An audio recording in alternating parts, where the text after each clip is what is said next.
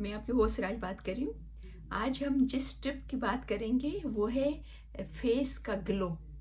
Face कैसे glow कर सकते हैं जस्ट एक रेमेडी में। ठीक है, तो इससे पहले कि मैं आपसे शेयर करूं, मैं आपको ये बताऊं कि कहते हैं कि जितना हमारा फेस जब ग्लो होता है, अच्छा लगता है, खूबसूरत लगता है, जब जितने हम खुश होते हैं उतने ही हमारा फेस जो है वो अच्छा लगता है। तो आप हमेशा ट्राई करो, खुश रहें, अच्छा खाएं, ज़्यादा से ज़्यादा पानी पिएं, अच्छा रेस्ट करें। तो उससे क्या है कि हमारे फेस पे उसका बहुत ही अच्छा असर पड़ता है। ठीक है, तो आज फिर बात करते हैं आज की रेमेडी की। तो वन जो है वो स्पून जो है वो डिपेंड करता है कि आपको कितना चाहिए, कितना पूरा होगा उस पर लगाने के लिए। मेरे ख्याल में 1 टेबल स्पून जो है वो इनफ होता है। 1 टेबल स्पून जो है वो ओटमील ग्राइंड किया हुआ, और एक जो है वो स्पून जो है वो योगर्ट का, उसको मिला दें।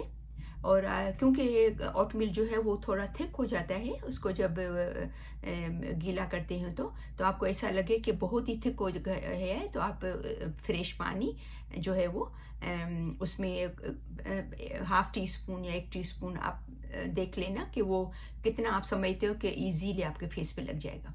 फिर उसको पूरे फेस पे लगाओ और अपनी गर्दन पे भी लगाओ, और फिर उसको हल्की हल्की जो है वो अपनी फिंगर टिप से मालिश करो, मसाज करो। ठीक है, फिर तकरीबन 15 से 20 मिनट या 10 मिनट या 15 मिनट जितना आपको लगे कि वो अभी सूख गया है, फिर वो जो है वो गुनगुने से पानी से धो लें पहले।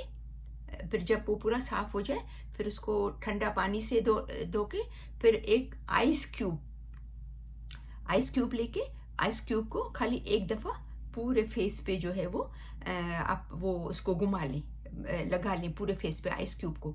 फिर उसके बाद उसको बिल्कुल बिल्कुल ड्राई नहीं करें। जब देखें कि अभी मॉइस्चर है स्किन, हल्का सा पेपर टॉवल से ड्राई करके फिर कोई भी अच्छा सा मॉइस्चर लगाएं।